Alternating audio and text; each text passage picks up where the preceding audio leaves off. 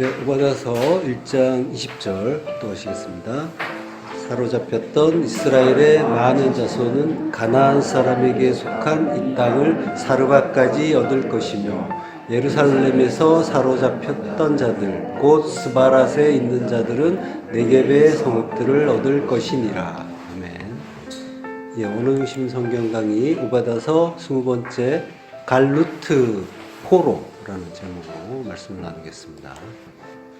자, 사로잡혔던 이스라엘의 많은 자손은 가나안에게 속한 이 땅을 사르밧까지 얻을 것이라고 하죠. 예, 오늘은 20절에서 여기 반절만 살펴보겠습니다.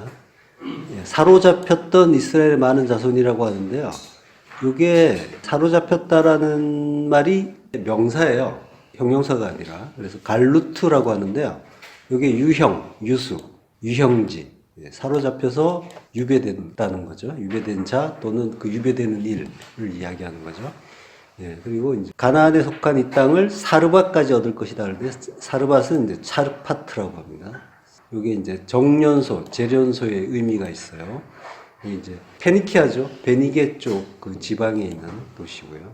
그 사르밧을 얻을 것이다. 야라시라고 해요. 야라시는 사실 이 구절에서는 안 나와요. 앞에 19절에 야라시에 다 연결되는 말이라서 이렇게 야라시를 이제 넣어서 해석을 해준 건데요. 맞는 번역이고요. 나눈 거죠. 길어서. 자, 사로잡혔던 자들. 이 사로잡혔던 자들은 흔히 이스라엘이 멸망할 때 바벨론, 아수르 이런 곳으로 끌려가잖아요. 북이스라엘이 망하고는 아수르로 끌려가고, 그리고 남유다가 망하고 바벨론으로 끌려가고 이렇게 끌려가죠. 일단은 1차적으로 포로가 돼서 끌려간 이스라엘 백성들을 말해요. 갈루트는 근데 주로 성경에서 바벨론 포로들에게 쓰이는 단어예요. 아수르 같은 경우에는 정복한 땅의 족속들을 아예 다른 곳으로 이주시켜버리죠. 포로라는 건 잠시 끌고 가는 거지만 물론 언제 돌아올지 기약은 없어요. 그렇지만은 아수르는 아예 바꿔버리죠. 거주지를. 이 민족은 여기다가 옮겨버리고 거기 살던 민족은 또 다른 곳에 옮겨버리고 완전히 돌아올 기약이 없게 만들어버리죠. 아수르는. 그런 결과로 해서 이제 유대인 디아스포라가 이제 그런 일 때문에 형성되기도 했죠. 바벨론으로 갔던 포로들은 이제 나중에 이제 일부 돌아오는 그런 일이 있잖아요. 자, 이게 역사적인 이제 사건을 이제 물론 설명하고 있지만은 성경은 전부 복음을 설명한다고 했어요. 바벨론 유수 같은 일이 어떤 일인지 어떤 의미인지 살펴보겠습니다. 자, 예레미야서 24장 5절. 이스라엘의 하나님 여호와께서 이와 같이 말씀하시니라. 내가 이곳에서 옮겨 갈대아인의 땅에 이르게 한 유다 포로를 이 좋은 무화과 같이 잘 돌볼 것이라. 예. 포로, 갈루트예요. 예. 이곳에서 옮겨 갈대아인의 땅에 이르게 한 유다 포로라고 하죠. 가나안 땅에서 갈대아인의 땅. 갈대아인의 땅이 바벨론이죠. 근데 또 알고 보면 이스라엘은 갈대아에서 시작된 민족이죠. 갈대아 우르에서 아브라함이 왔잖아요. 자, 갈대아인의 땅이라고 할 때, 여기에 이제 에레츠 카스디라고 합니다. 카스디가 이제 갈대아 사람이고요. 갈대아인의 땅이라고 해요. 그리고 옮겨 이르게 했다라고 하는 말이 샬라흐라고 해요. 샬라흐는 쫓아내다는 뜻이에요. 옮긴다라는 의미보다는 강제적으로 쫓아내는 거예요. 근데 이제 이게 피해령이에요. 그래서 강조형이에요. 그래서 반드시 쫓아냈다라고 하는 거죠. 네, 그러니까 지금 이스라엘이 이제 쫓겨난 일, 바벨론 유수잖아요. 바벨론으로 쫓겨간 일, 그게 하나님의 어떤 의도적인 뜻이 강하게 담긴 일이다라는 그런 의미가 있는 단어예요. 피해령으로 살라흐를 쓴 게. 자, 그러한 유다포로를 이 좋은 무화과 같이 잘 돌볼 것이라 라고 해요. 이게 레토브라고 해요. 잘 돌본다는 말이, 잘이란 말이, 이게 이제 선을 위하여라는 뜻이에요. 선을 위하여. 레토브. 선을 위하여. 이렇게 되는 거죠. 지금 뭐예요? 유대인들을 포로로 만들어서 바벨론으로 보냈단 말이에요. 그래서 이 포로가 됐는데 그들을 선을 위하여 그렇게 했다는 거죠. 그리고 그걸 위해서 잘 돌보겠다라고 하는 거예요. 그러니까 하나님의 선이라는 건 뭐예요? 하나님의 선은 하나님 나라를 만드시는 일이죠. 하나님의 가장 크신 선은 그거란 말이죠. 그러니까 하나님 나라 창조를 위해서 잘 돌본다. 나카르라고 해요. 주의한다. 주목한다. 존중한다라고 하는 거예요. 분별한다. 그러니까 잘 주목하고 존중할 것이다 라고 하는 거예요. 이스라엘의 바벨론 유수란 말이에요. 유대인들이죠. 남유다가 바벨론으로 유수했어요. 자, 그걸 이스라엘이라고 하자고요. 혼동하지 마시라고, 북이스라엘과 혼동하지 마시라고 말씀드리는 거고, 전부 합쳐서 이스라엘이에요. 이스라엘이 성도가, 이스라엘은 우리를 이야기하는 거예요. 바벨론으로 유수된단 말이에요. 바벨론이라는 곳은 어디예요? 흔히 세상이라고 하잖아요. 그러니까 성도가 세상을 사는 것과 같은 일인 거예요. 그걸 이해하셔야 돼요. 이스라엘이 역사 속에서 전쟁에서 패하고 그리고 바벨론으로 끌려갔어요. 그 일이 성도가 세상에 사는 일과 같은 일이란 거예요. 전쟁에 지고 끌려가고 이걸 연상하실 필요는 없고 바벨론의 포로 생활하는 것 자체, 거기에는 이제 지고 뭐 끌려가고 이런 건 또 다른 의미가 있는 거고, 어쨌든 바벨론에서 포로 생활하는 것 자체는 성도의 세상살이와 같은 거란 말이에요. 그러니까 우리가 지금 살고 있는 거는, 바꿔서 이야기하면 우리가 지금 이 세상을 살고 있는 거는 바벨론에서 포로 생활하는 것과 같다라는 거예요. 그러니까 우리가 포로예요. 예, 그걸 이해하시고요. 자, 성도가 세상에 포로로 와서 포로 생활을 하고 있는 거예요. 예, 그러니까 이 바벨론 유수, 그 의미는 우리가 포로 생활을 하는 거지만 그걸 더 좁히면 모든 일은 내 안에서 일어나는 일이라고 했잖아요. 이 바벨론의 포로 생활은 내 안에서 일어나는 일이기도 하단 말이죠. 자, 그러니까 지금 성도는 하나님의 주목을 받으면서 70년 포로 생활을 하고 있는 중인 거예요. 70년 포로 생활은 70을 배우는 거죠. 7의 완성이죠. 언약의 완성을 배우고 본향으로 돌아가기 위한 교육의 기간이란 말이죠. 예, 교육의 기간이라는 거예요. 그러니까 어떻게 해야 돼요? 어떻게 하면 이 땅에서 이런저러한 나에게 주어진 어려운 문제들 해결하고 내가 원하는 최선의 상태를 만들 수 있을까? 그걸 위해서 노심초사하는 기간이 아니라, 만약에 거기에 창념하고 있다면 그건 내가 누군지도 모를 뿐더러 내가 가야 할 본향이 어딘지도 모른다라는 그런 의미가 되잖아요. 예, 그걸 모른다면은 십자가 은혜를 아는 건 더욱 요원한 일이 되는 거죠. 자, 이사야서 45장 13절. 내가 공의로 그를 일으킨지라 그의 모든 길을 곧게 하리니 그가 나의 성읍을 건축할 것이며 사로잡힌 내 백성을 값이나 갚음이 없이 놓이리라. 만군의 여호와의 말이니라 하셨느니라. 예, 공의로, 체데크예요. 의예요. 예, 신약의 용어로는 디카요시네죠. 그 의에 대해서는 지난 시간에도 우리가 같이 공부했었죠. 예. 자, 하나님이 성도와 언약하신 그걸 이루기 위해서 신실하게 이루어 주시는 것. 그래서 예수님이 너희가 나를 볼 수 없는 게 의라고 하셨잖아요. 우리 안으로 오신다는 이야기였어요. 자, 그 공의로 그걸 위해서 그를 일으켰다라고 하시는 거예요. 그의 모든 길은 데레크예요. 길은 예수님이 길이고 생명이시죠. 자, 그의 모든 길, 주님이 행하시는 모든 길, 가시는 모든 길을 야사르, 평탄하게 한다라고 하는 거예요. 주님 오시는 길을 평탄하게 하신다. 예. 그 이사야서 40장 3절에 나오잖아요. 외치는 자의 소리여 이르되 너희는 광야에서 여호와의 길을 예비하라. 사막에서 우리 하나님의 대로를 평탄하게 하라. 지금 뭐예요? 평탄하게 하라고 하죠. 이사야서 40장 3절에 보면 명령을 하신단 말이에요. 평탄하게 하라라고 명령법으로 말씀하세요. 평탄하라고 명령으로 하셨는데 바로 앞에서 뭐라고 했어요? 45장에서는. 물론 이제 이사야서에서는 다음 구절이 되는 거죠. 예, 지금 40장 3절인데 45장 13절에서는 내가 그의 모든 길을 곧게 하신다. 내가 곧게 한다고 하시죠. 그러니까 명령법이라는 것은 이러하다고 했잖아요. 명령법은 하나님이 명령을 하시는데 그걸 듣는 우리가 그걸 지켜야 되는 게 아니라, 따라야 되는 게 아니라, 우리는 그걸 따를 능력이 없기 때문에 하나님이 이루어 주신다라고 했죠. 예, 지금 바로 그걸 이제 보여주시는 거예요. 이걸 이해하지 못하면 마치 하나님이 명령을 하셨다가 아니야 내가 할게 이런 식으로 마치 번복하시는 것처럼 이랬다 저랬다 하시는 것처럼 보인단 말이에요. 근데 명령법을 이해하면 앞뒤가 다른 말씀이 아니라 당연한 말씀이 되는 거죠.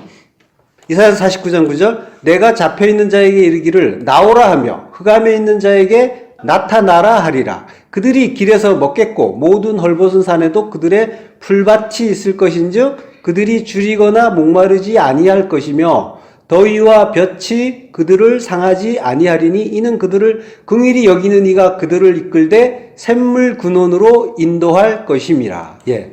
잡혀있는 자란 말이에요. 잡혀있는 자에게 이르시기를 나오라라고 하신단 말이에요. 잡혀있는 자, 아사르라고 해요. 아사르의 분사형이에요. 포로란 말이죠. 옥에 갇힌 자예요.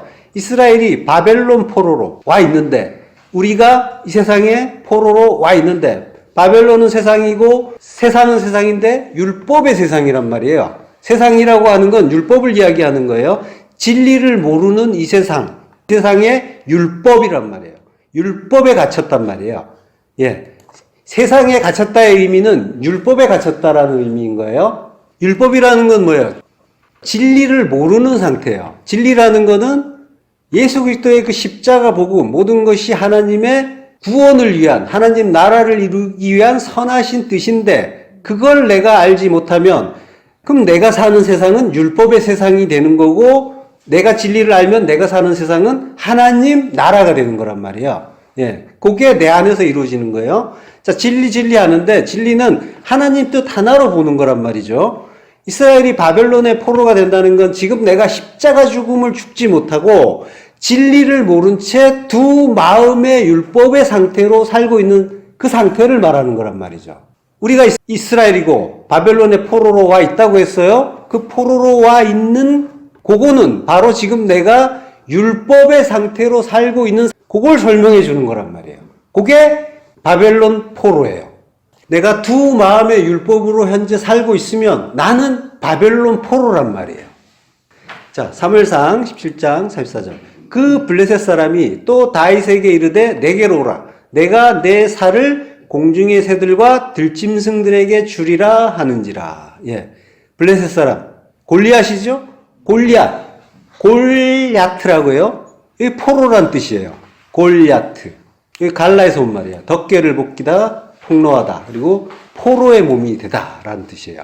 자, 그러니까 이 세상에 포로가 된 자의 모습인 거예요. 골리앗이. 우리란 말이에요. 내가 세상에 포로로 살고 있잖아요. 두 마음으로 살고 있으니까 세상에 포로죠? 골리앗이 세상에 포로란 뜻이고 그 이름 자체가 그리고 내 모습이란 말이에요. 나를 설명하는 거예요. 내가 다윗이라고 하는 그 하나님의 사람에게 뭐라고 해요? 내가 내 살을 공중의 새들과 들짐승에게 주리라 라고 하죠. 예.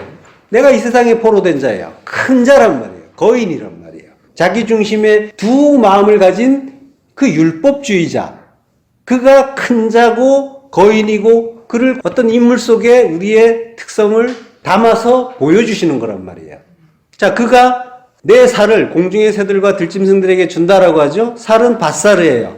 밧사르는 요한복음에서 내 살은 참된 양식이라고 하잖아요. 네, 사륵스란 말이에요. 신학의 용어로는 네, 참된 양식이에요. 원래는. 근데 그거를 율법으로 받은 상태인 거죠. 그리고 공중의 새들과 들짐승이라고 해요. 이 공중의 새들과 들짐승은 성경에서 이제 이런 표현이 많이 나오죠. 예. 근데 그게 전부 우리를 얘기한다고 했어요. 공중의 새들과 들의 짐승. 들은 사대라고 했잖아요. 사대의 짐승. 예. 사대는 광야의 축약이고 광야는 그 하나님의 양육과 돌봄을 받는 곳이라고 했잖아요. 그래서 그 사대, 밭에 예, 채소와 열매 맺는 나무가 자라는 그 모습을 보여주는 거란 말이죠. 베드로후서 2장 12절. 그러나 이 사람들은 본래 잡혀 죽기 위하여 난 이성 없는 짐승 같아서 그 알지 못하는 것을 비방하고 그들의 멸망 가운데서 멸망을 당하며. 예. 이 구절을 보면은 흔히 하나님을 제대로 모르는 자, 그들에게 주시는 저주의 말씀처럼 보이잖아요. 그렇지만은 짐승이란 말이에요. 짐승은 우리라고 했어요. 지금 이 사람들은이라고 베드로 사도가 말하는데 이 사람들은 앞에서 거짓 선지자, 율법주의자를 이야기해요. 그들을 짐승이라고 한단 말이에요. 지금 우리가 두 마음으로 살고 있으면 우리가 거짓 선지자고 율법주의자고 그래서 우리가 짐승이란 말이에요. 짐승은 짐승인데 이 짐승의 특징은 뭐라고 해요? 이성 없는 짐승이라고 하죠. 이성 없는 알로고스, 말 못하는 짐승이라고 해요. 말 못한다. 말 못한다라는 건 진리를 몰라서 진리를 말할 수 없는 그러한 존재라는 거예요. 그래서 본래 잡혀 죽기 위해 난 존재다라고 하는 거예요. 자, 근데 이 짐승이라는 말이 조온이라는 말이에요. 조온. 조온은 살아있는 피조물이라고 되어 있는데 여기 살아있다란 뜻이에요. 이게 히브리어로 하이예요. 하이 우리 전에 했죠? 산 존재란 말이에요. 들 짐승인데 샤데의 하이라고 했잖아요. 하이 샤데. 그거는 짐승은 짐승인데 하나님이 택한 존재. 생명을 주기로 언약한 존재. 그래서 사대에서 기르시는 존재라고 했잖아요. 들 짐승이란 말이에요.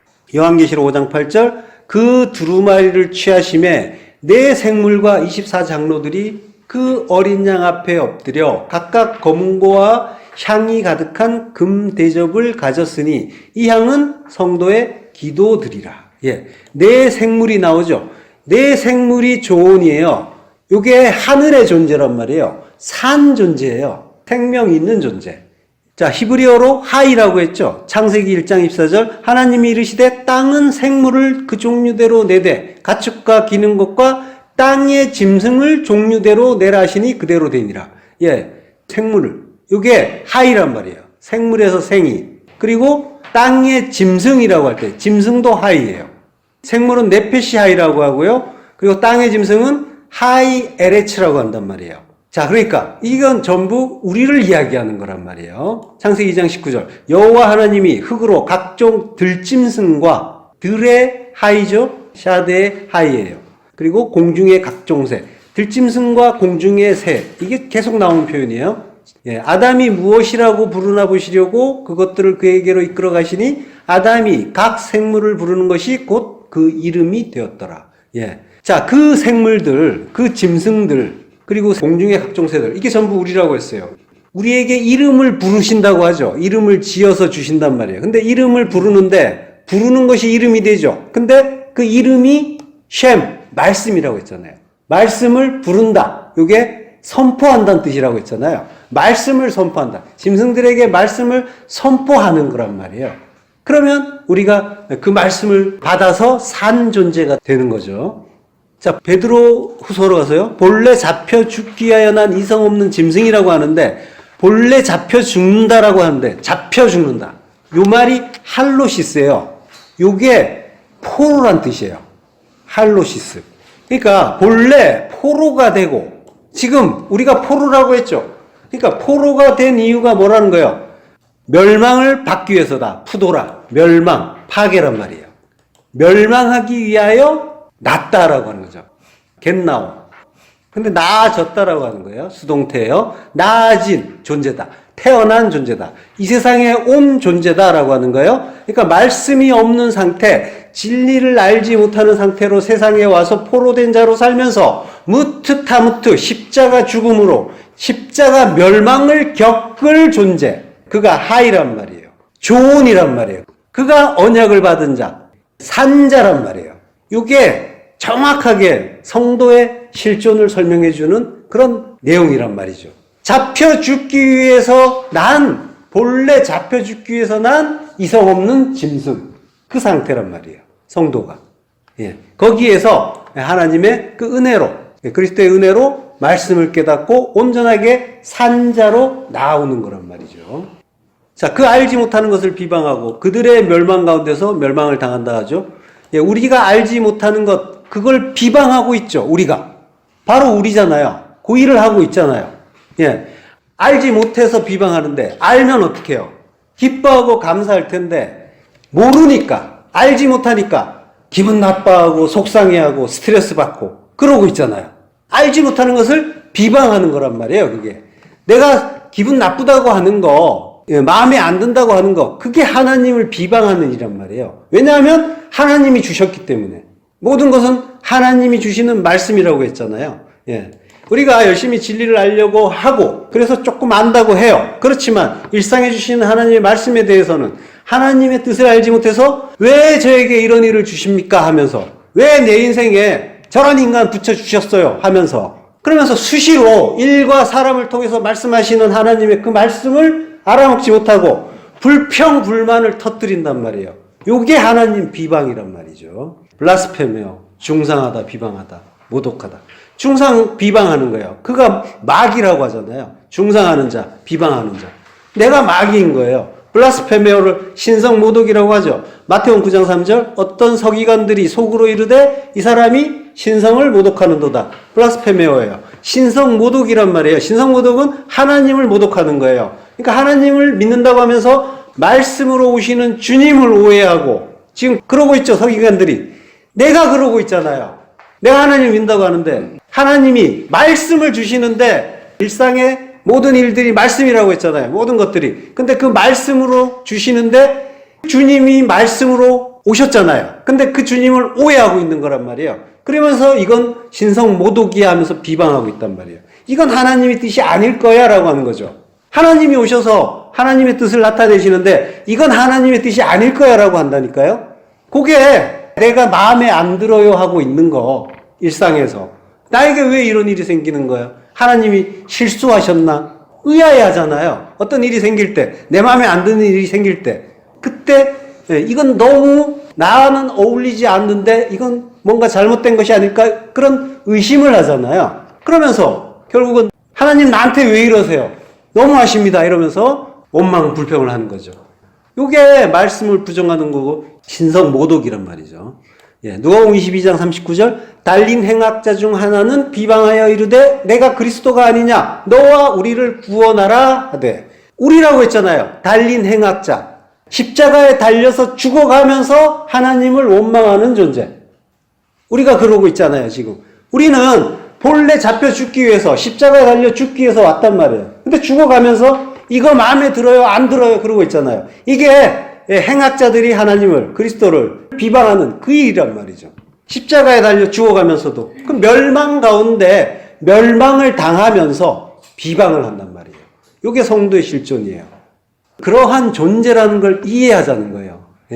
내가 이런 존재입니다. 하나님 저는 죄인입니다 하면서 가슴을 치는 그걸 하라는 게 아니라 내가 십자가에 달려 죽고 하면서도 하나님을 비방하는 그러한 존재라는 걸 이해하라는 거예요. 내가 지금 하나님의 그 뜻을 어떤 식으로 깨닫고 받아들이고 있는지를 돌아보시란 말이죠. 내가 진짜 하나님의 그 뜻, 그 진리를 알고 있고 그리고 하나님이 원하시는 그 자기 부인의 그 십자가 죽음을 죽어가고 있는지 죽음이 없는데 십자가 죽음이 없는데 어떻게 성도냔 말이죠. 죽음이 나타나게 돼 있는 거예요. 본래 죽기 위해서 태어났다니까요. 성도는 그 멸망 가운데 멸망하기 위하여 났다라고 하는 거죠. 그 죽음이 없는데 어떻게 성도냔 말이죠. 그럼 그는 들의 짐승이 아닌 거죠. 자, 들짐승, 공중의 새 그러한 표현이 많이 나오는데 이건 전부 율법 상태의 성도를 말하는 거란 말이죠. 골리앗이 다윗을 죽여 들짐승과 공중의 새에게 주겠다고 하는 건 예수를 반복해서 죽이는 율법적인 제사에 넘기겠다 하는 그 일인 거예요. 그때 다윗이 뭐라고 해요? 사무엘상 17장 45절 후반부 나는 만군의 여호와의 이름 곧 내가 모욕하는 이스라엘 군대의 하나님의 이름으로 내게 나아가노라. 이름이란 말이에요. 이스라엘 군대의 하나님의 이름.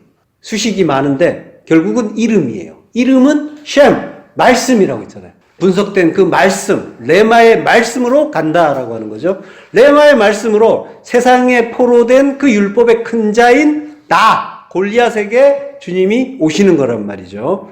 골리앗이 이스라엘과 40일 동안 싸우죠. 40일, 40년 광야란 말이에요. 광야 40년 끝에 성도가 그리스도의 말씀에 의해서 죽고 성전으로 지어지듯이 골리앗도 40일 만에 하나님의 말씀으로는 다윗에게 물맷돌을 맞아 죽는 거죠. 돌, 그 에벤은 하나님의 아들이란 말이죠. 파자하면 그 하나님의 아들의 말씀에 맞아 죽는 것. 이게 광야 40년의 결론이죠.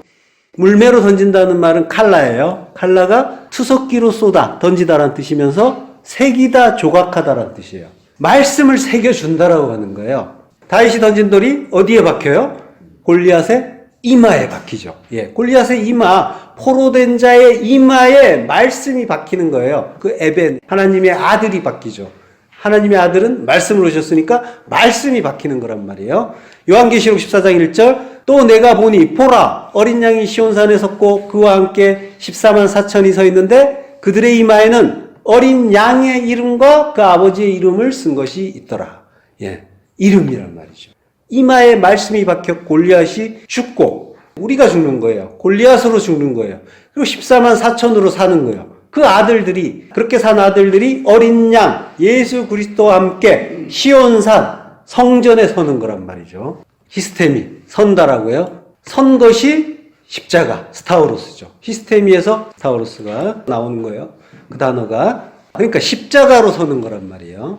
자, 오늘 본문에서 사로잡혔던 이스라엘의 많은 자손은 가나안 사람에게 속한 이 땅을 사르바까지 얻을 것이며 라고 했죠. 자, 요게 원문을 보면은 좀 달라요. 예, 첫 번째로 사로잡혔던이라는 말은 갈루트예요. 갈루트는 아까 품사가 명사죠. 이걸 이제 근데 사로잡혔던이라고 형용사로 번역을 해놨죠. 예, 명사예요. 포로, 유형자. 자, 그리고 두 번째로 갈루트는 이스라엘의 많은 자손을 수식하지 않아요. 연결이 안 돼요. 직접적으로 연결되지 않아요. 그리고 세 번째로 많은이란 말은 없어요. 많은 자손이라고 했는데 그냥 이스라엘 자손이에요. 자, 그리고 네 번째로 이스라엘 자손, 벤 이스라엘 자손인데 이 이스라엘 자손 앞에 레 전치사가 있어요. 레 전치사. 뭐뭇에게, 뭐뭇을 위하여 이런 의미라고 했죠. 근데 우리 성경은 요 레 전치사를 전혀 반영하지 않았어요. 그리고 다섯 번째, 가나안 사람에게 속한 이 땅이라고 했죠. 이 말도 번역이 잘 되지 않았어요.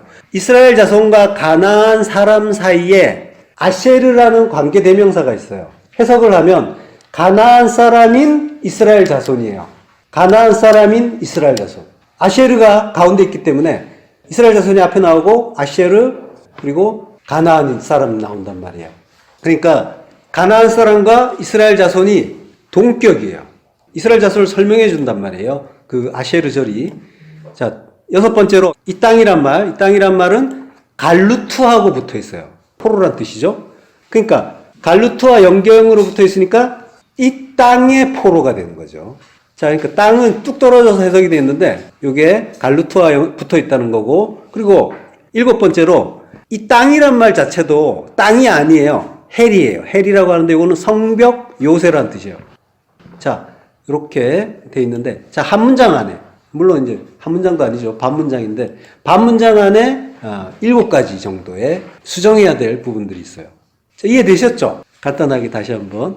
네, 사로잡혔더니 갈루트인데 요거는 명사라는 거고요. 갈루트는 이스라엘의 자손과 연결되지 않는다는 거. 많은이란 또 말은 없고 그냥 이스라엘 자손이라는 거. 그리고 이스라엘 자손 앞에 레 전치사가 있다는 거. 그래서 이스라엘 자손을 위하여 이렇게 번역할 수가 있어요.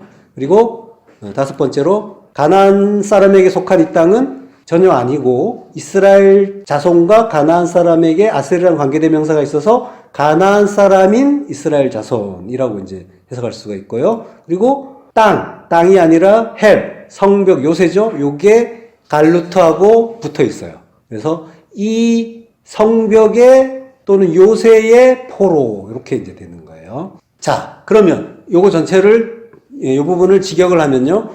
가나안 사람인 이스라엘 자손을 위하여 이 요새의 포로된 자가 사르바까지 얻을 것이며, 예. 까지란 말은 어디 뭐뭐도라는 뜻이 아니라 어디까지 지경을 얘기하는 거예요.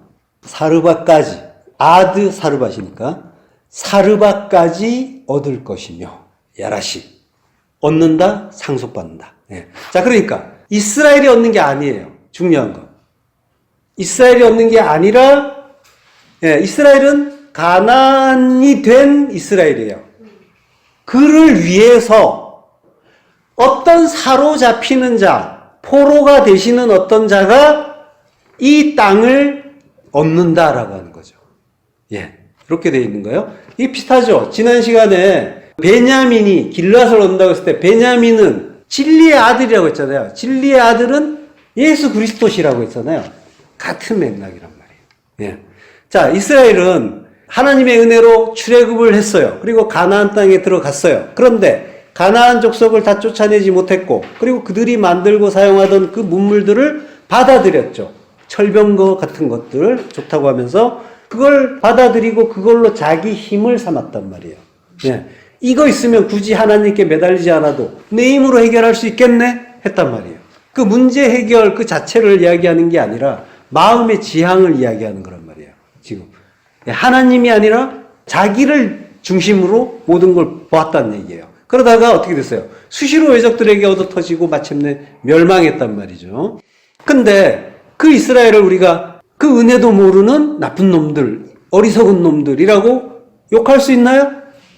그게 아니잖아요. 이게 전부 내 얘기란 말이죠. 내가 그러고 있단 말이죠. 지금 현재 하나님의 언약을 받고 출애굽을 했어요. 근데 내가 세상의 것들, 그것들을 보면서 이게 내 힘이 되겠네 하면서 열심히 추구하고 붙잡으려고 하고 있고, 그리고 그걸 향하는 나를 중심으로 모든 것을 보고 있지 절대로 하나님 중심으로 가지 않는단 말이에요. 하나님께 전적인 의지를 하지 않는단 말이죠. 그러면서 얻어터지면서 멸망하고 있는 거죠. 그래서 본래 죽게 난 이성 없는 짐승이란 말이에요. 그게 우리예요, 사실은. 자, 우리가 하나님의 언약을 받았어요. 근데 사고방식이나 행동 양식을 잘 돌아보시란 말이죠. 세상과 다를 바가 있나요? 없잖아요. 똑같죠. 똑같아요. 세상과 똑같은 걸 먹고 있어요. 하나님의 말씀을 하나님의 양식이 아니라 땅의 양식으로 받아서 먹고 있단 말이에요. 하나님이 주시는 모든 일과 사건, 관계들, 그게 전부 말씀이라고 했어요. 그 양식을 내가 하늘의 양식으로 먹고 있냔 말이에요. 아니면은 전부 땅의 양식으로 먹는 거죠. 그럼 세상과 똑같은 거죠. 그리고 세상과 똑같은 고민을 해요. 재정에 대해서, 건강에 대해서, 자녀에 대해서, 배우자에 대해서, 사업, 직장 등등 모든 것 똑같은 방식으로 고민을 하죠. 그게 가나안이 된 거란 말이에요. 가나안인 이스라엘이에요. 현재. 자, 성전에 가증한 것 투성이란 말이에요. 내가 성전인데 내 안에 가증한 것 투성이에요. 율법에 가증한 것. 그러한 나를 위해서 포로가 된 어떤 이가 있다라고 하는 거예요. 이게 복음인 거죠. 내가 바벨론에서 포로가 되어 있을 때 함께 포로가 되어 주시고, 내가 감옥에 갇혔을 때 함께 죄수로 갇혀 주시는 어떤 분이 있다라고 하는 거예요. 그 구원자. 이사야서 68장 18절, 주께서 높은 곳으로 오르시며 사로잡은 들을 취하시고 선물들을 사람들에게서 받으시며 반역자들로부터 받으시니 여호와 하나님이 그들과 함께 계시기 때문이로다. 높은 곳에 올라요. 마롬이라고 해요. 높은 곳, 높은 곳은 성소죠. 성소인데 그 성소는 십자가란 말이에요. 높이 달리는 곳, 그곳에 올라가요. 알라라고 합니다. 올라가요. 올라가면, 십자가로 올라가면 번제가 되는 거죠. 번제물이 되어서 죽기 위해서 올라가는 거란 말이에요. 먼저 십자가에서 죽으시는 주님이 사로잡은 자들을 취하시고, 포로들이죠. 포로들을 취하시고, 그리고 사로잡은 그들에게서 선물을 또 취하세요. 이거 마타나라고 하는데, 선물을 취한다는 건 예물, 제사의 예물이에요. 화제에 드리는 예물, 제물로 취하신다는 거예요. 그리고 반역자들, 사라르, 완고한, 반항하다, 반역하다라는 뜻이에요. 분사형이에요. 그러니까 완고한 반역자들이란 말이에요. 우리 이야기하는 거예요. 우리가 세상의 포로였는데 주님이 너는 내 것이다 하시면서 자기를 판 값을 속전으로 치르고 되찾아 주시는 거란 말이죠. 베냐민이 길르앗을 얻듯이 진리의 아들이신 그분이 언약의 그 돌무더기, 십자가를 기업으로 얻듯이 갈루트, 포로이면서 죄수가 되어주신 그분이 사르밧을 얻는 거란 말이죠. 열왕기상 17장 9절, 너는 일어나 시돈에 속한 사르밧으로 가서 거기 머물라. 내가 그곳 과부에게 명령하여 내게 음식을 주게 하였느니라. 그가 일어나 사르밧으로 가서 성문에 이를 때 한 과부가 그곳에서 나뭇가지를 줍는지라. 자, 너는 일어나서 시돈에 속한 사르밧으로 가래요. 엘리야죠? 너는 엘리야예요. 엘리야가 바로 앞장면에서 요단 앞 그리시네에 머물다가 하나님의 이러한 명령을 받는 거죠. 바로 앞에 열왕기상 17장 5절이에요. 5절부터 합독하시겠습니다. 저가 여호와의 말씀과 같이 하여 곧 가서 요단 앞 그리시네가에 머물매 까마귀들이 아침에도 떡과 고기를 저녁에도 떡과 고기를 가져왔고 저가 시내를 마셨더니 땅에 비가 내리지 아니하므로 얼마 후에 그 시내가 마르니라. 예.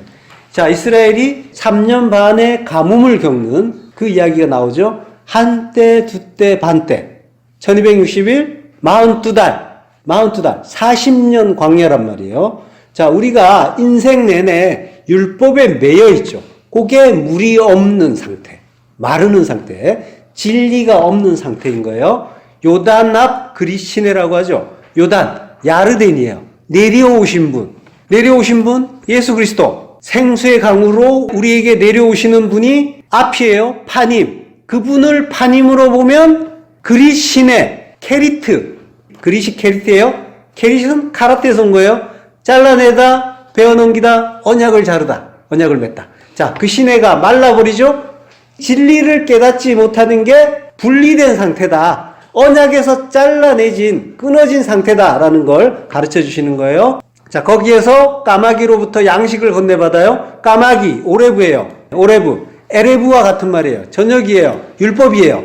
율법이 떡과 고기, 저녁의 양식이죠. 저녁의 양식을 낮과 밤 가리지 않고 공급을 한다라고 하는 거예요. 그건 이스라엘이 우리가 저녁의 양식, 율법을 열심히 먹고 있는 모습을 일종의 퍼포먼스로 보여주는 거란 말이에요. 엘리야가 민수기 11장 18절 후반부 너희가 울며 이르기를 누가 우리에게 고기를 주어 먹게 하라. 애굽에 있을 때가 우리에게 좋았다 하는 일이 여호와께 들렸으므로 여호와께서 너희에게 고기를 주어 먹게 하실 것이라. 예, 이스라엘이 출애굽을 했어요. 우리가 하나님의 언약을 받고 어린 양의 은혜로 나왔단 말이에요. 광야로 나왔는데 광야에서 여전히 고기 그리워요. 여전히 율법 그리워요. 여전히 두 마음의 율법으로 살아요. 하나님의 선하신 한 마음으로 사는 게 아니라 여전히 내가 주인 돼서 좋아 나빠 선악의 두 마음으로 열심히 판단하고 정죄하면서 살고 있는 상태. 그게 고기 그리워하는 상태란 말이죠. 예, 애굽에 있을 때가 우리에게 좋았다. 재미있었다. 이게 이제 개역 성경에서는 재미있었다라고 하죠. 토부예요. 선하다, 좋다, 기쁘다. 예, 이게 선이다. 이게 내 마음에 든다라고 하는 거죠. 생명의 양식을 율법으로 먹으면서 이게 선이다라고 하는 거예요. 지금 내가 그러고 있단 말이죠. 내 마음에 드는 상태로 나아가려고 자꾸 하잖아요. 하나님의 뜻을 깨닫는 상태로 가는 것이 아니라 내 마음에 드는 상태. 어떻게 하면 내 마음에 들게 나의 모든 조건이나 환경을 만들 수 있을까? 맞출 수 있을까? 이리로 가고 있잖아요. 요게 율법 먹으면서 내가 애굽에 있을 때가 나에게 재미있었다라고 한다는 말이에요. 그 의미란 말이에요. 하나님이 생명 주시려고 생명이 되라고 말씀을 주시는데 나는 율법으로 받으면서 요게 당연한 게 아닌가라고 재미있게 받고 있다니까요. 먹고 깨달아서 생명이 되라고 말씀을 주시는데 그걸 스릴과 서스펜스로 때로는 공포로 받아들이고 있어요. 재미있다고 하고 있다니까요. 하늘의 진리를 아는 진정한 그 기쁨으로서의 즐거움이 아니라 이 땅의 것들을 육의 소욕을 따라서 갈팡질팡하고 오르내리는 감정을 실제 것으로 오해하는 그 상태. 그걸 말하는 거예요. 스트레스도 받고 또 나름대로 해결이 되고 스스로 해결할 때 쾌감도 느끼죠. 예, 그걸 당연하다고 여기는 거예요. 애굽에 있을 때가 재밌다라고 하는 거란 말이에요. 자, 까마귀가 떡과 고기를 날라줘요. 이게 이스라엘 상태, 나의 상태예요. 엘리야가 거기서 일어나 사르밧으로 가라는 명령을 받고 사르밧으로 가는데 사르밧 성문에 이를 때 한 과부를 만나죠. 알마나라고 해요. 과부. 예, 하나님이 말씀, 진리를 주시는데 그걸 법으로 받아버리면 나는 참된 남편이 없는 자죠.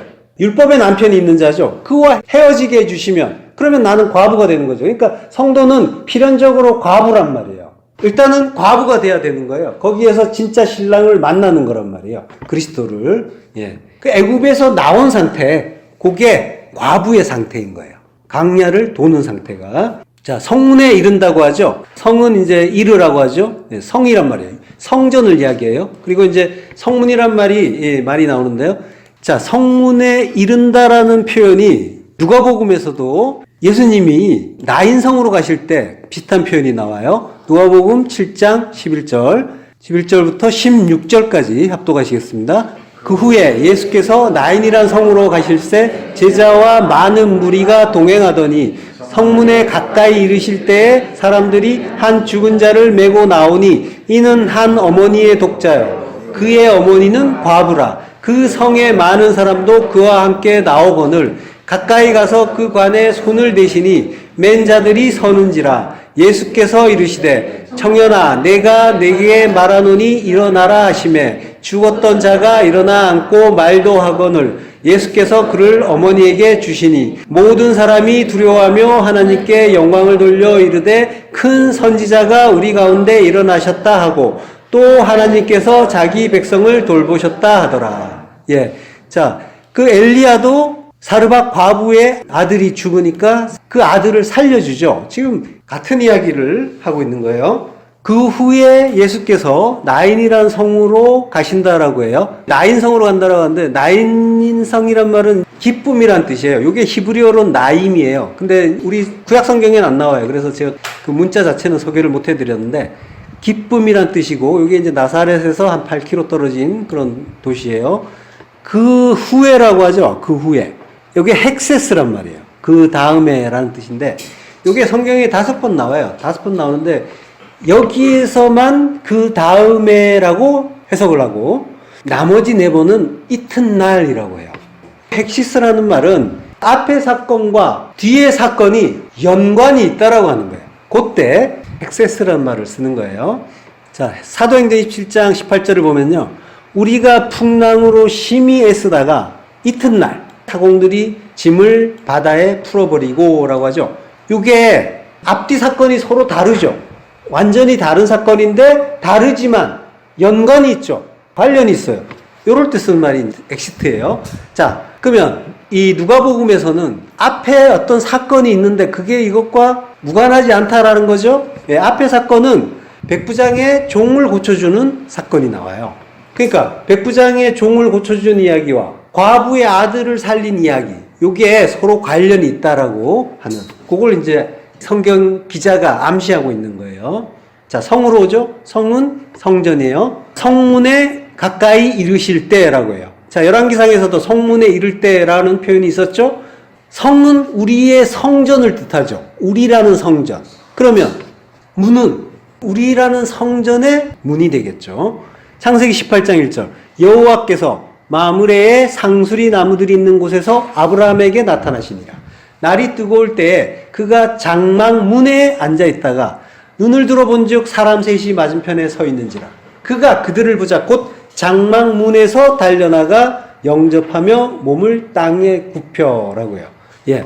자, 그러니까 성문이라는 거는 성전이 우리니까 성문은 성전된 우리 안에 하나님이 들어오시는 곳이 되는 거죠. 우리가 성전이니까 그 성전으로 들어오시는 분은 하나님이 되시고 하나님이 들어오시는 곳이 성전 문이 되는 거죠. 자, 창세기 24장 60절 리브가에게 축복하여 이르되 우리 누이여 너는 천만인의 어머니가 될지어다. 내 씨로 그 원수의 성문을 얻게 할지어다. 예, 내 씨로 제라예요. 제라는 그리스도라고 했죠. 그리스도로 그 원수의 성문, 원수 사내예요. 사내의 분사형이에요. 그래서 미워하는 자, 증오하는 자, 그 원수예요. 그러니까 그 씨의 원수의 성문이에요. 예. 그 성문을 얻게 하라. 야라시예요. 자, 그 원수의 성문을 얻는다고 해요. 이 말씀, 제라, 그리스도께서 원수의 성문, 원수는 우리가 되는 거죠. 우리의 성문을 얻는 그 말씀을 잘 보여주는 장면이 있죠. 하사기 16장 3절. 삼손이 밤중까지 누워있다가 그 밤중에 일어나 성 문짝들과 두 문설주와 문빗장을 빼어가지고 그것을 모두 어깨에 메고 헤브론 앞산 꼭대기로 가니라. 예. 원수의 성문을 얻는다는 거. 어떤 식으로 얻는지를 시청각적으로 잘 보여주는 어떤 그림이에요. 예. 성 문짝들과 두 문설주와 문빗장을 빼어가지고 요거 이제 직역하면 성 문짝들과 두 문설주와 문빗장을 아하즈, 취했다라고 하는 거예요. 취했다. 여기 아하즈가 취했다인데 붙잡다, 취하다라는 뜻인데 연합하다는 뜻이 있어요. 자, 그러니까 원수인 우리의 성문을 취하는 것이 연합의 의미가 있단 말이에요. 그리스도께서 우리와 하나 되시기 위해서 이 성문을 취하시는 거예요. 설주라는 거에 대해서는 그림을 제가 뭐 크게 중요하진 않은데 설주에 대해서 어딘지 헷갈린 분들이 있어가지고 자, 문짝이라는 건 이제 정면에 보이는 가운데 있는 큰 판이 이제 문짝이 되겠죠. 그리고 양 옆으로 기둥 같은 거, 요게 설주예요. 문설주. 네, 그리고 그 위에 가로되는 거, 그리고 아래에 가로되는 거, 요게 임방이에요. 그 임방을 지방, 문지방이라고도 해요. 상임방, 하임방이라고 하죠. 자, 그런 지나치게 친절한 그런 그림이 하나 있었고요. 자, 그 문빗장을 뺀대요. 뺀다는 거는, 예, 문빗장은 베리아흐라고 해요. 요게 이제 성문을 잠그는 빗장이면서 요게 성막을 만들 때 널판들을 이렇게 사면에 세운단 말이에요. 그것들을 또 세운 널판들을 고정시키는 거. 요걸 이제 빗장이라고 해요. 베리아흐. 자, 그걸 뺀다고 해요. 나사예요. 나사. 자, 광야에서 성막을 쳤다가 이동할 때 나사, 뺀다고 해요. 나사라는 말이 뺀다는 말인데 요게 이동한다는 뜻이에요. 그러니까 광야에서 성막을 쳤죠. 쳤다가 그걸 뽑으면 그게 이동하는 거죠. 이동할 때 바로 뽑으니까, 그러니까 이 뽑는다는 말이 이동한다는 말, 출발한다는 말과 동의어가 된 거예요. 그러니까 성막을 고정시켰던 것들을 뽑아요. 그러면 이동이에요. 자, 이 이동한다라는 건 뭐냐면 여기는 약속의 땅이 아니다라고 하는 거죠. 그걸 가르쳐 주시는 거예요. 그래서 약속의 땅으로 가야지 그걸 가르쳐 주시는 거죠. 요거는 바꿔서 이야기하면 여기는 약속의 땅이 아니다라고 하는 건 너는 지금 약속의 땅 아니다라고 하는 거예요. 그 상태 아니다라고 하는 거예요. 그것과 같은 말이에요. 너는 그 성전 아직 아니다라고 하시는 거예요. 그걸 성막을 뽑아서 이동하는 곳으로 가르쳐 주시는 거예요. 자, 예수님이 나인이라고 하는 성에, 기쁨이라고 이름하는 성에 가까이 이르세요. 앵기조예요. 가까이 이른다. 가까이. 가까이가 얼마큼 가까이일까요? 앵기조. 자, 마태복음 3장 2절. 회개하라, 천국이 가까이 왔느니라. 가까이 온 거예요. 앵기조. 자, 천국이라는 곳은 우리가 하나님을 잘 모를 때는 가는 곳이라고 생각을 했잖아요. 그렇지만은 하나님 뭐라고 하세요? 오는 것이라고 하시죠. 예. 오는데 올 뿐더러 여기 있다 저기 있다 할 것이 아니라 너희 안에 있다고 하시죠. 우리 안으로 오시는 거예요. 그러니까 가까이 오는 거는 완전히 우리 안에 들어오시는 걸 얘기하는 거예요. 지금 예수님이 가까이 이르셨다는 건 그 상태를 말하는 거예요. 성은 우리란 말이에요. 우리에게 오시는 거란 말이에요. 우리 안에 들어오시는 거예요. 자, 천국은 육신이 죽어야 가는 나라가 아니라 그 육신의 죽음과 관계없이 지금 내 안에 서는 나라인 거죠. 천국이란 건 하나님이 통치하시는 나라예요. 그걸 천국이라고 하죠. 지금 나를 하나님이 통치하시는 하나님 나라면 나는 천국이에요. 예, 하나님 나라란 말이에요. 그러니까 천국을 사는 나는 육신이 사나 죽으나 천국인 거예요. 자, 그럼 지금 나는 누가 통치해요?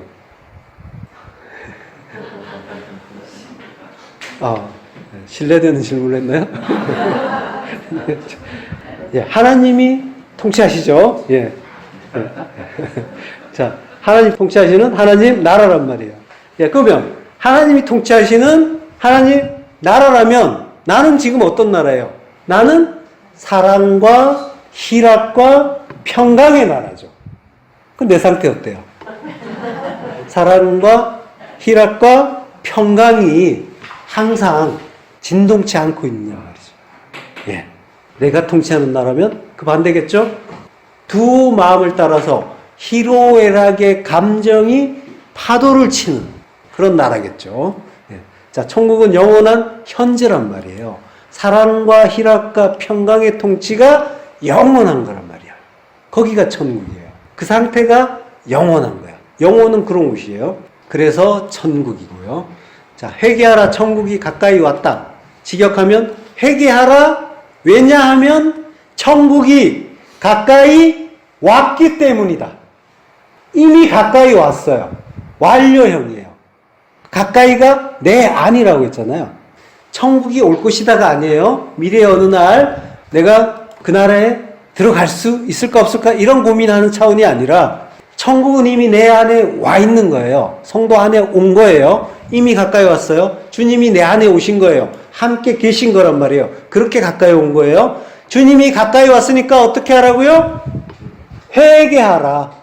회개하라예요. 명령형이에요. 우리가 명령형에 대해서 알잖아요. 감사하죠. 우리는 못한다고 했잖아요.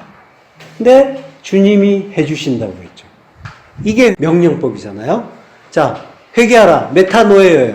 마음을 바꾸다. 마음을 바꾸는 거예요. 그걸 회개라고요. 우리가 바꾸는 게 아니란 말이에요. 하나님이 바꿔주시는 거예요.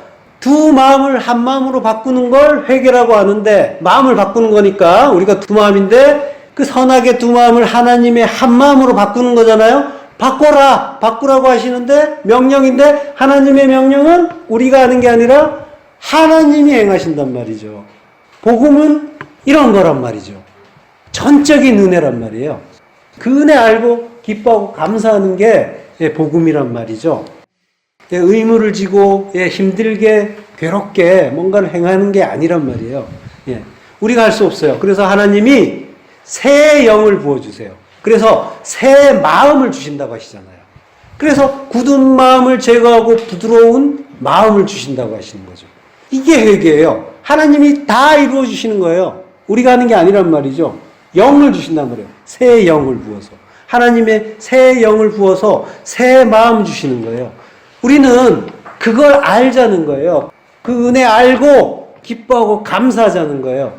기뻐하고 감사하는 자에게 진정한 회개가 이루어지는 거예요. 마음이 바뀌는 거예요. 사랑과 희락과 화평의 마음으로, 모든 것이 선하시다는 그 하나님의 한 마음으로, 모든 것이, 나에게 주시는 모든 것이 선인데 내가 그동안 선악으로 판단했는데 그것이 알고 보니까 하나님의 선이었군요. 나를 하나님 나라로 만들기 위한, 그걸 알고 기뻐하는 거예요. 아들은. 그래서 하나님이 나를 어떻게 취급하셔도 관계없습니다, 괜찮습니다, 감사합니다가 되는 거란 말이죠. 이 은혜 알고 기뻐하고 감사하는 거예요. 우리가 노력한다고 또 되는 것도 아니죠. 다 이루어 주신 은혜 앞에 엎드리는 자에게 그 일이 이루어지는 거란 말이에요. 깨닫게 해주시는 거예요. 하나님이 다 이루어 가실 거예요. 왜? 하나님이, 주님이, 예수 그리스도께서 이미 앵기죠. 내 안에 오셨단 말이죠. 가까이 오셨단 말이에요. 그래서 이미 천국은 이루어지고 있기 때문이란 말이죠. 그래서 회개가 될 거예요. 자, 회개를 히브리어로 슈브라고 해요. 슈브. 여기 되돌아가다 회복하다예요. 그러니까 회개는 잘못을 반성하고 죄를 뉘우치는 정도가 아니라 원래 하나님 나라였던 자가 그 나라로 돌아가고, 그리고 그 나라로 회복되는 그러한 일인 거란 말이죠. 스가랴서 2장 1절, 옛적에 바벨론 왕 느부갓네살에게 사로잡혀 바벨론으로 갔던 자들의 자손들 중에서 노임을 받고 예루살렘과 유다도로 돌아와 각기 각자의 성읍으로 돌아간 자. 명사로 끝났는데요. 그 다음 절에 곧 이러면서 이제 이름들이 나열돼요. 자, 사로잡혀. 이게 이제 갈라예요. 갈루트의 동사역이죠. 갈라. 이게 이제 포로가 되다라는 뜻이에요. 그리고 바벨론으로 잡혀갔던 자들, 골라. 자, 그들, 사로잡혔던 자들은 원래 이스라엘에 살던 자죠. 천국 백성이었어요. 그들이 바벨론, 세상의 포로로 살다가 70년, 그 언약이 완성되면 다시 돌아오는 거죠. 슈브. 돌아온다라고 해요. 슈브. 이게 회개예요. 자손들 중에서 노임을 받고라고 하는데, 회개를 위해서 하는 일이 노임을 받는 일인데, 이게 알라예요. 알라. 올라가다는 뜻이에요. 노임을 받는단 말이. 알라는 이제 십자가의 제물로 올라가는 걸 이야기하는 거죠. 명사형이 올라잖아요. 번제. 십자가의 제물로 올라가는 거야. 알라로 올라가는 걸 회개라고 한단 말이야. 그게 돌아오는 자다라고 하는 거예요. 자, 이게 어떻게 보면 조금 어렵게 느껴질 수도 있지만은, 이게 헷갈리는 게 뭐냐면, 바벨론 포로에 대해서 이렇게 알고 있던 개념과 좀 달라서 좀 헷갈릴 수가 있어요. 그렇지만은 성경은 전부 내 안에서 일어나는 일이라고 했잖아요. 그 관점에서 이해하면 크게 어렵진 않을 거예요. 자, 흔히 이제 바벨론을 세상이라고 한다고 했잖아요. 근데 그 세상은 율법의 세상을 말하는 거고, 그걸 내 안으로 놓고 보면 그 율법은 내 안에 율법이라고 했죠. 내가 율법의 세상이고 바벨론인 거예요. 나란 말이에요. 내 이야기를 하는 거예요, 전부. 이제는 뭐 크게 헷갈리진 않으실 거라고 생각을 하는데요. 자, 그 바벨론이 무너지잖아요. 요한계시록에서. 무너졌도다 무너졌도다 큰 성 바벨론이여라고 하잖아요. 예, 그러니까 바벨론이 무너지는 건 이 세상의 멸망을 이야기하는 그 정도 차원이 아니라 성도된 내가 나의 그 율법이 멸망하고 그래서 무트타무트의 그 십자가 죽음을 죽는 그 일을 말하는 거란 말이에요. 골리앗이라고 하는 큰 자, 큰 성, 그게 무너지는 일. 똑같은 일이란 말이에요. 예. 사무엘상에서 그 골리앗이 무너지는 거나 요한계시록에서 바벨론 성이 무너지는 거나 같은 일이란 말이에요. 전부 내가 죽는 일인 거예요. 성은 나란 말이죠. 나라는 성의 앵기죠. 주님이 가까이 오시는 거예요. 그러니까 죽음이 나타나는 거란 말이에요. 무트타무트, 다나토스의 죽음. 이게 회개예요. 회개. 주님이 성에 가까이 가셨을 때 죽는 자를 메고 나온다고 하죠. 죽은 자가 나오는 거예요. 예. 내가 죽는 걸 이야기하는 거예요. 그래서 사람들이 한 죽은 자를 메고 나온다라고 하는데 성경에서는 이렇게 얘기 안 해요. 사람들이란 말이 없어요. 죽은 자가 나온다고요. 죽은 자가. 이두라는 말이 먼저 나와요. 보라. 주목해서 보라는 거예요. 그리고 드네스코. 죽은 자. 죽은 자가 에코미죠. 메어져 나온다. 나의 죽음을 이야기하는 거란 말이에요. 예. 단순히 이제 장례식을 치르는, 그래서 사람들이 막 메고 나오는 그 이야기를 하는 게 아니란 말이죠. 자, 예수께서 그래서 그를 향해서, 죽은 자를 향해서 일어나라 라고 하죠. 예, 에게이로. 히브리어로 쿰이에요. 달리다 구음할 때 그 쿰이란 말이죠. 그래서 죽은 자가 에게이로 일어나는 거죠. 예, 요게 죽은 아들이 살아났어요. 그런데 그 아들이 죽었다가 살아났지만 사실은 성경은 과부를 구원하는 이야기를 하고 있는 거예요. 과부는 나라고 했어요. 내가 구원받는 이야기를 아들이 죽고 사는 걸로 이야기해 주는 거란 말이에요. 계속 그 얘기하는 거예요. 모리아 산에서부터 계속 가르쳐 주시는 거예요.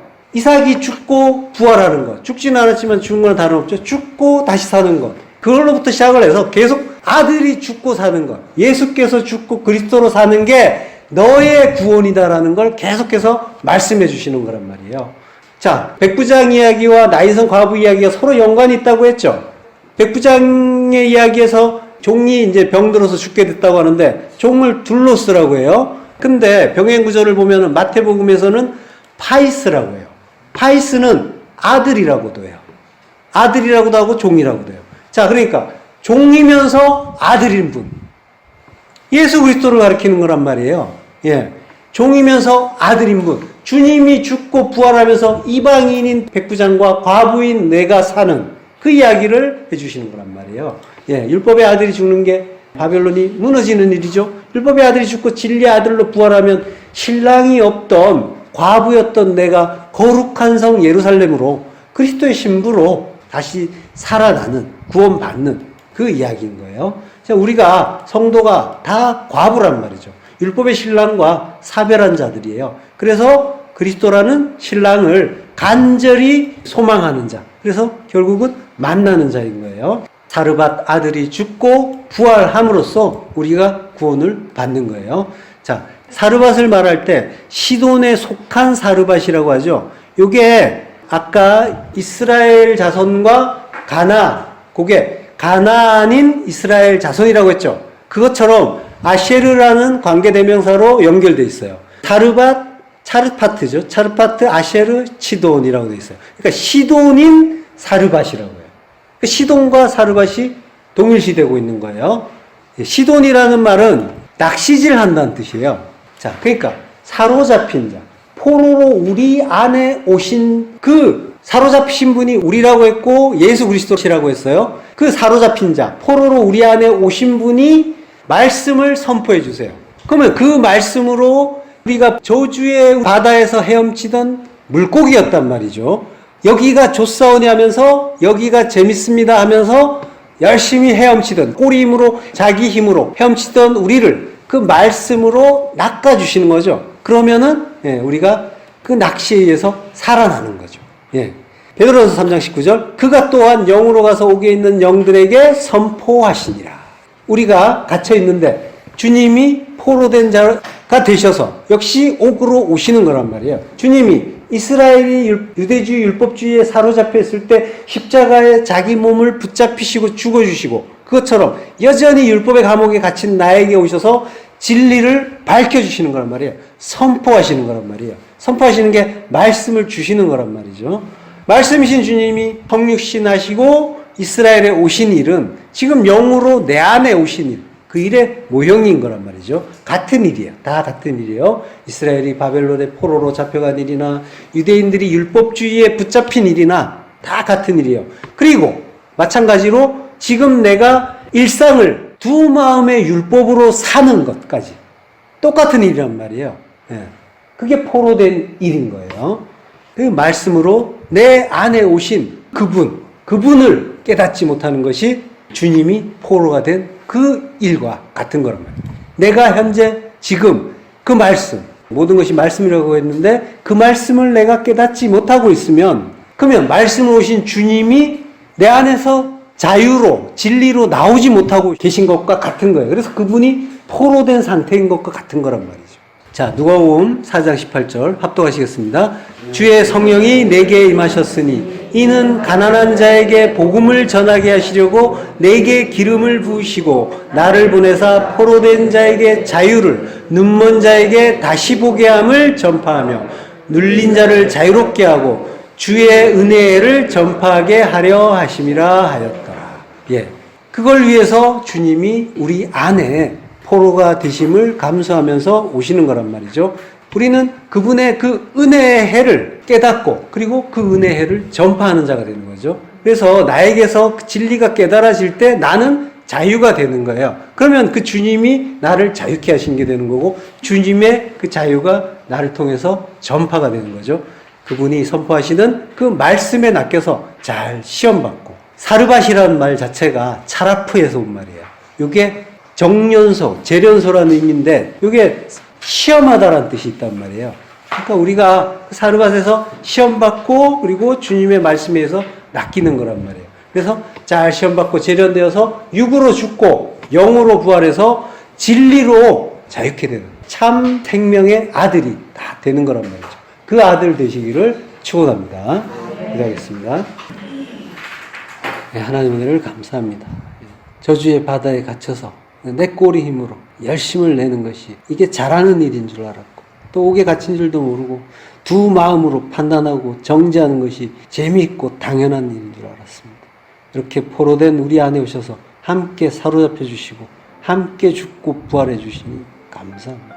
그 은혜 안에서 주님이 전파하시는 그 진리의 말씀으로 참 자유 누리는 진리의 아들들 다 되게 하나님 은혜를 더하여 주옵소서. 예수 그리스도 이름으로 기도했습니다. 아멘.